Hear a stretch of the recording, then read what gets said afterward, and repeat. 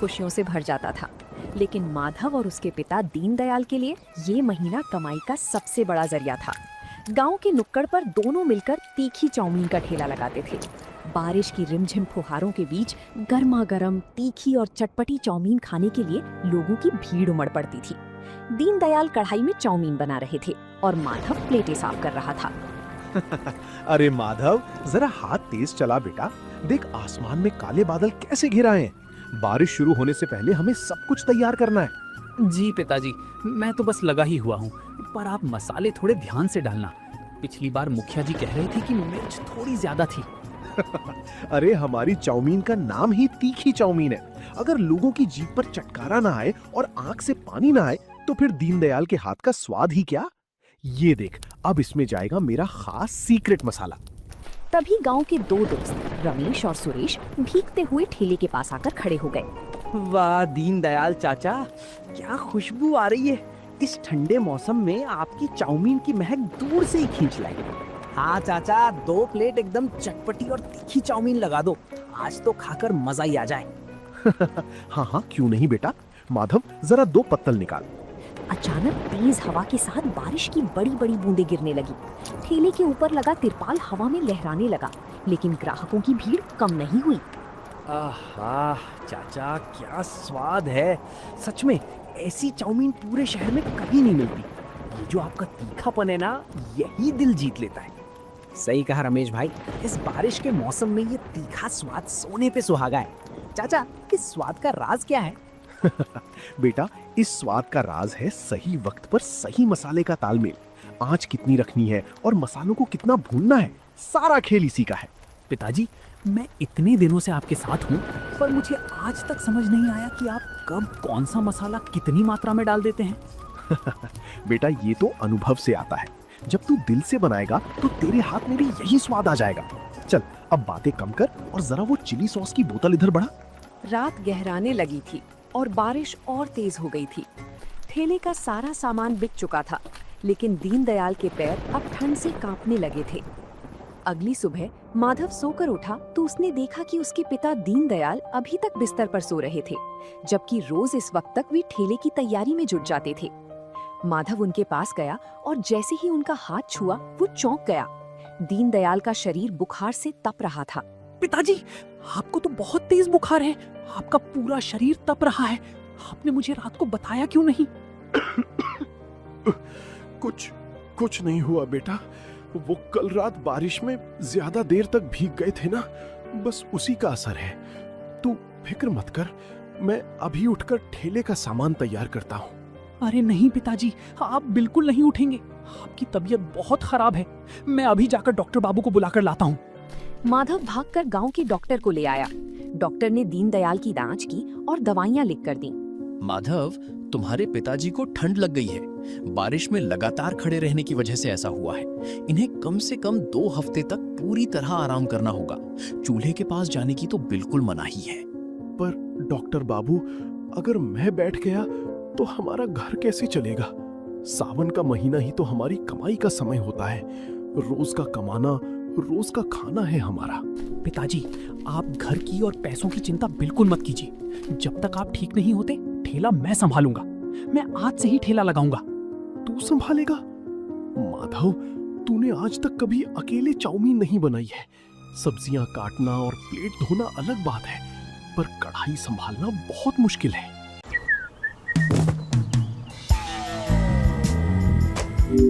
आधी salary shopping में चली गई। अब 10,000 में पूरे महीने का बजट कैसे मैनेज करूं? 3,000 रुपए का ग्रोसरी बजट ना बहुत मुश्किल है। पिताजी, मैं इतने दिनों से आपको देख ही तो रहा हूँ। आप बस मुझ पर भरोसा रखिए। आप आराम कीजिए, मैं सारा सामान तैयार करता हूँ। दोपहर को माधव अकेले ही ठेला लेकर गांव के नुक्कड़ पर पहुंच गया। आसमान में फिर से बादल छाए हुए थे। माधव ने अकेले ही तिरपाल बांधा और गैस चूल्हा जलाया, पर उसके मन में एक गहरा डर था। मैंने कह तो दिया कि मैं संभाल लूंगा, पर मुझे तो मसालों का सही अंदाजा भी नहीं है। पिताजी कैसे चुटकी भर मसाला डालकर जादू कर देते थे। भगवान, आज लाज रख लेना। तभी गांव के पहले ग्राहक रामू काका ठेले पर आए। अरे माधव, आज अकेले? दीनदयाल भाई कहाँ हैं? आज दिखाई नहीं दे रहे। प्रणाम काका।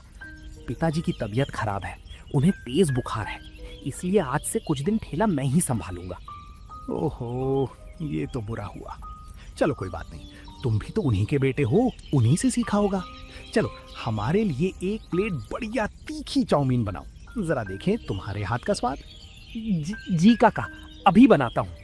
माधव ने नूडल्स कढ़ाई में डाले, सब्जियां मिलाई और फिर मसालों के डिब्बे की तरफ देखा।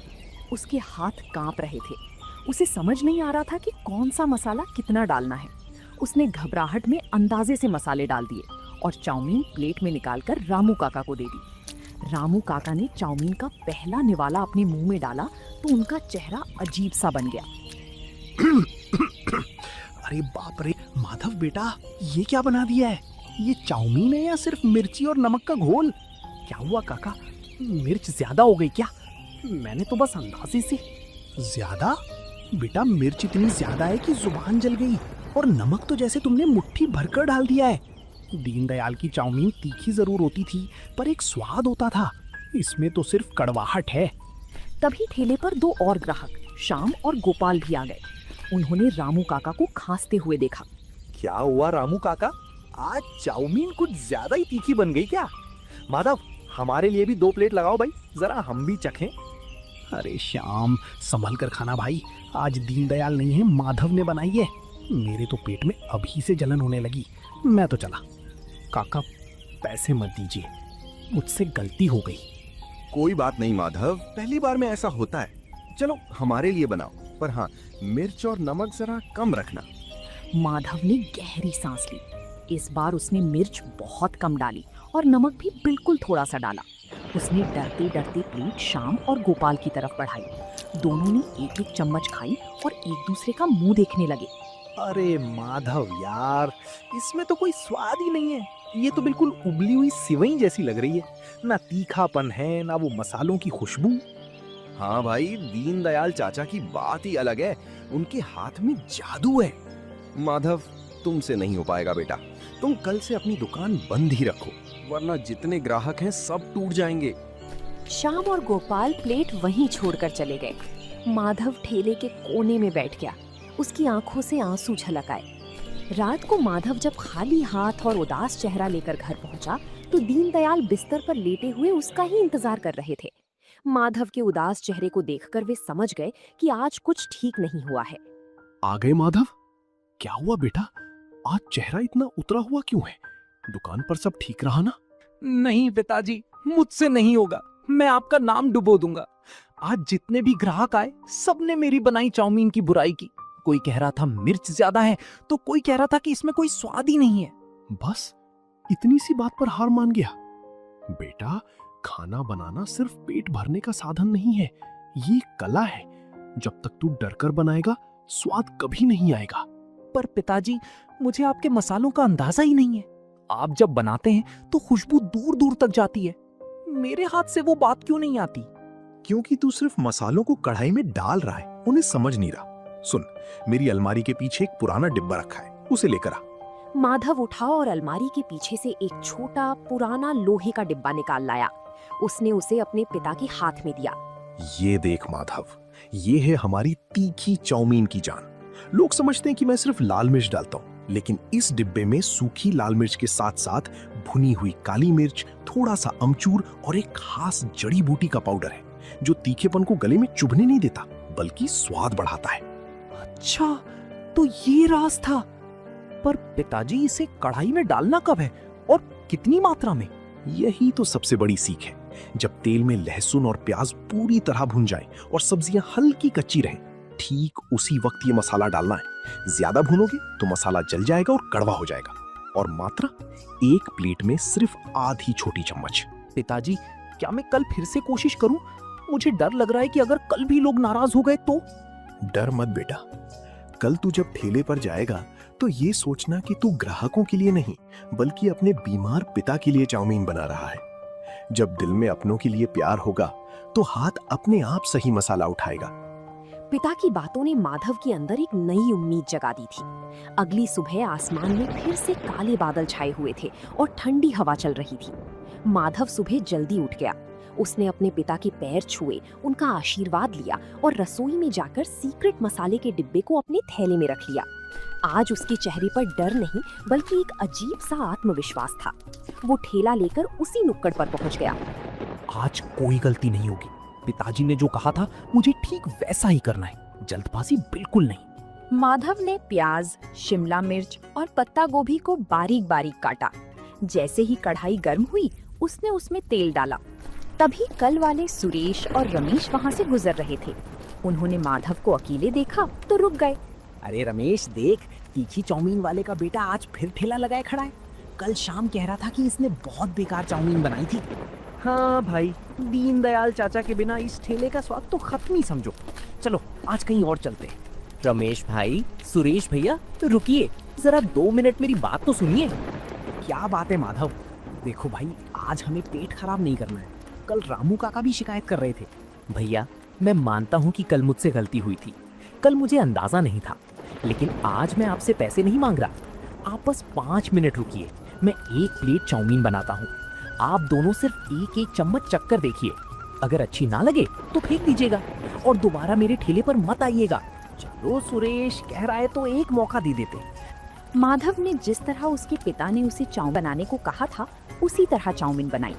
फिर उसने अपनी जेब से पिता का दिया हुआ सीक्रेट मसाला निकाला।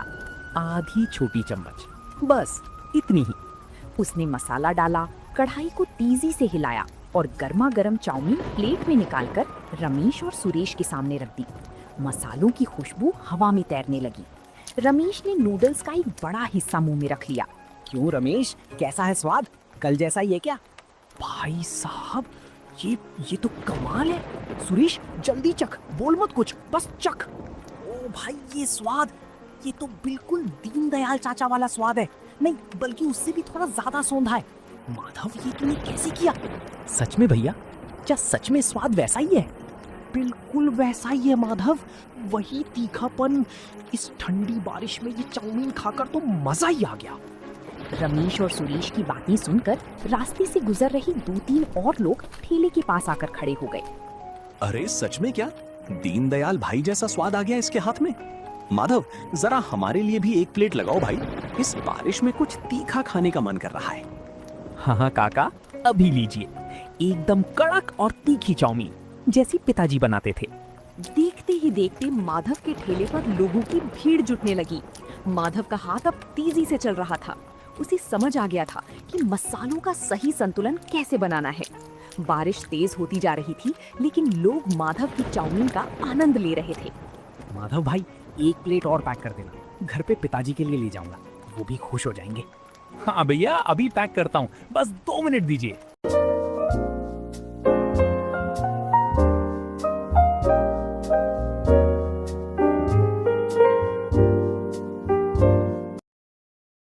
बस 2 मिनट दीजिए। रात होने तक माधव का सारा सामान बिक चुका था।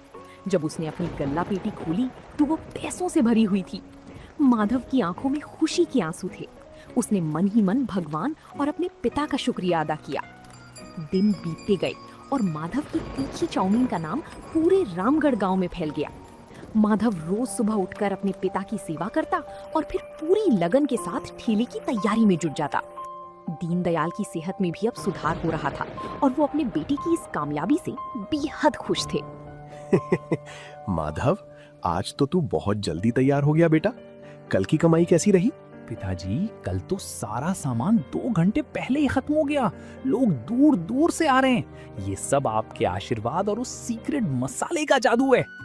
ये तेरी मेहनत का फल है माधव। लेकिन याद रखना, जब काम अच्छा चलने लगता है तो जिम्मेदारियां और बढ़ जाती हैं। कभी भी स्वाद और सफाई से समझौता मत करना। आप बिल्कुल फिक्र मत कीजिए पिताजी, मैं आपकी हर सीख को याद रखता हूँ। माधव अपना ठेला लेकर नुक्कड़ पर पहुंचा। बारिश की हल्की फुहारें गिर रही थीं।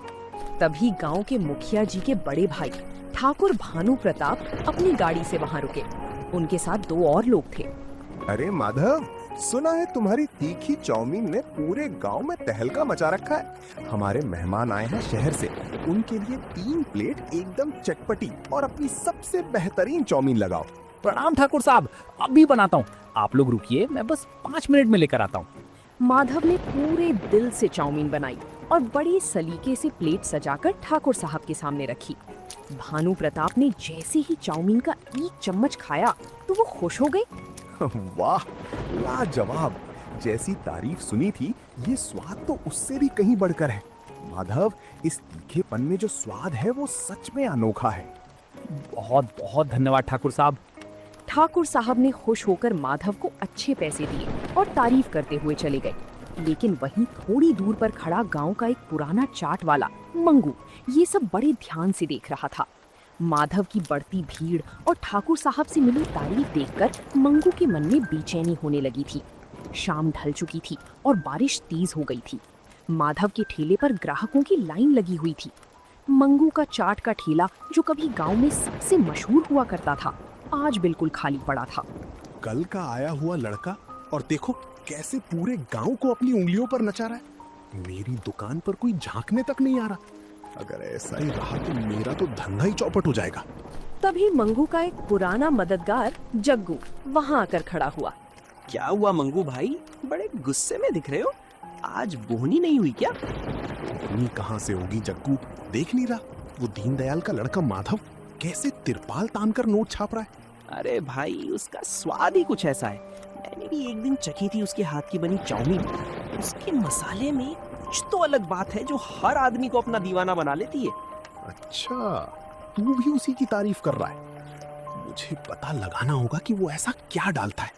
कल मैं खुद उसके ठेले पर जाऊंगा और देखूंगा कि वो क्या छुपा रहा है। अगली दोपहर मंगू बड़ी चालाकी से मुस्कुराता हुआ माधव के ठेले के पास आया। राम राम माधव भाई, कैसे हो? सुना है आजकल तुम्हारी दुकान बहुत जोरदार चल रही है। राम राम मंगू भैया, बस सब भगवान की कृपा है और पिताजी का आशीर्वाद है। आप आज यहाँ कैसे? अरे बस ऐसे ही निकल रहा था तो सोचा अपने छोटे भाई से मिलता चलूं। वैसे माधव, दीनदयाल चाचा की तबीयत कैसी है अब? पहले से बहुत आराम है भैया। डॉक्टर साहब ने कहा है कि कुछ दिनों में वे बिल्कुल ठीक हो जाएंगे। चलो, बहुत अच्छी बात है। वैसे माधव, जरा हमारे लिए भी एक प्लेट तीखी चाउमीन बनाओ। हम भी तो देखें कि हमारे भाई ने क्या नया हुनर सीखा है। हाँ भैया, क्यों नहीं, मैं अभी बनाता हूँ। माधव चाउमीन बनाने में लग गया। मंगू की नजरें लगातार माधव के हाथों पर टिकी थी। जैसे ही माधव ने अपनी जेब से वो पुराना लोहे का डिब्बा निकाला और कढ़ाई में मसाला डाला, मंगू की आंखें चमक उठी। वो समझ गया कि असली राज उसी छोटे डिब्बे में छुपा है।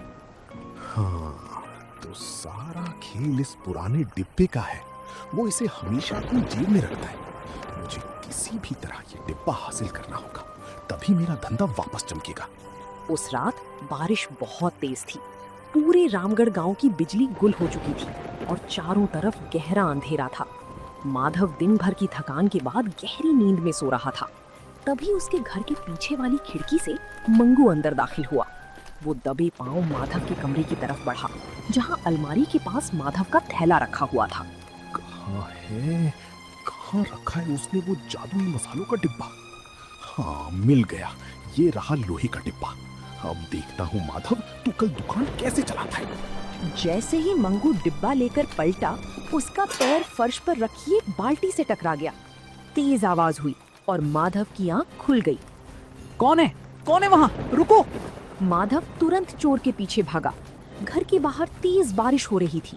मंगू कीचड़ में फिसलकर गिर गया था। माधव ये देखकर हैरान रह गया कि चोर कोई और नहीं बल्कि गांव का सबसे पुराना दुकानदार मंगू था, जिसके हाथ में वही लोहे का डिब्बा था। मंगू भैया, आप मेरे घर में चोरी कर रहे थे? और आपके हाथ में ये मेरे पिताजी के मसालों का डिब्बा क्यों है? माधव, मुझे माफ कर दो। तुम्हारी दुकान पर भीड़ देखकर और अपनी दुकान खाली देखकर मेरे मन में लालच आ गया था। मुझे लगा कि अगर ये सीक्रेट मसाला मुझे मिल गया तो मेरा धंधा फिर से चल पड़ेगा। मंगू भैया, आप तो मुझसे इतने बड़े हैं। पूरा गांव आपकी चाट का दीवाना था। अगर आपको ये मसाला चाहिए था तो आप मुझसे सीधे मांग लेते। इसके लिए चोरी करने की क्या जरूरत थी? मैं बहुत शर्मिंदा हूँ माधव। मैंने तुम्हारे साथ धोखा करने की कोशिश की। गांव वाले अगर ये जान गए तो वे मुझे यहाँ रहने भी नहीं देंगे।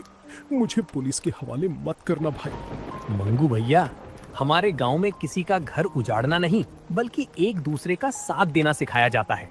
मैं किसी से कुछ नहीं कहूंगा। आप घर जाइए, कल सुबह मेरे ठेले पर आइएगा।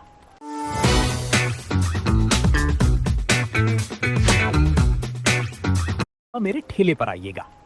अगली सुबह बारिश थम चुकी थी और मौसम बेहद सुहावना था। दीनदयाल भी अब काफी हद तक ठीक हो चुके थे और माधव के साथ ठेले पर आए थे। थोड़ी ही देर में मंगू सिर झुकाए हुए माधव के ठेले के पास आकर खड़ा हो गया। आओ मंगू बेटा, माधव ने मुझे रात की पूरी बात बता दी है। तुम चिंता मत करो, हमारे दिल में तुम्हारे लिए कोई गुस्सा नहीं है। चाचा, मुझे माफ कर दीजिए, मैंने आपके भरोसे का गलत फायदा उठाने की कोशिश की। मंगू भैया, पुरानी बातें भूल जाइए। मैंने रात को बैठकर बहुत सोचा। हमारी तीखी चाउमीन बहुत मशहूर है और आपकी आलू की टिक्की और चाट का स्वाद बेजोड़ है। क्यों ना हम दोनों मिलकर काम करें? हम अपने दोनों ठेलों को मिलाकर एक बड़ी दुकान खोलते हैं, रामगढ़ स्पेशल तीखी चाउमीन और चाट भंडार। क्या सच में माधव, तुम मेरे साथ मिलकर काम करोगे उस साजिश के बाद भी? हाँ मंगू बेटा, अकेले चलने से अच्छा है कि मिलकर चला जाए। जब दो हुनरमंद लोग साथ मिलेंगे तो स्वाद भी दोगुना होगा और तरक्की भी। तभी गांव के मुखिया जी और कई ग्राहक वहां पहुंच गए। माधव और मंगू को साथ खड़ा देखकर सब हैरान थे। अरे भाई, आज गांव के दो सबसे बड़े उस्ताद एक ही ठेले पर खड़े, माजरा क्या है? मुखिया जी, आज से हम दोनों मिलकर गांव वालों को स्वाद का नया जायका देंगे। मंगू भैया की कड़क टिक्की और मेरे पिताजी का स्पेशल तीखा मसाला, दोनों एक साथ। हाँ मुखिया जी, बैठिए। आज की चाउमीन और चाट हमारी तरफ से पूरे गांव के लिए बिल्कुल मुफ्त है। माधव ने कढ़ाई चढ़ाई और मंगू ने तवे पर टिक्की सेकनी शुरू की। दीनदयाल दूर बैठे गर्व से अपने बेटे को देख रहे थे, जिसने ना सिर्फ अपने पिता का हुनर और नाम बचाया था, बल्कि अपनी अच्छाई से एक राह भटके इंसान को भी सही रास्ते पर ला खड़ा किया था। तो दोस्तों, आप लोगों को ये कहानी कैसी लगी? कमेंट करके जरूर बताएं और ऐसी कहानियों को देखने के लिए वीडियो को लाइक करें और चैनल को सब्सक्राइब करें।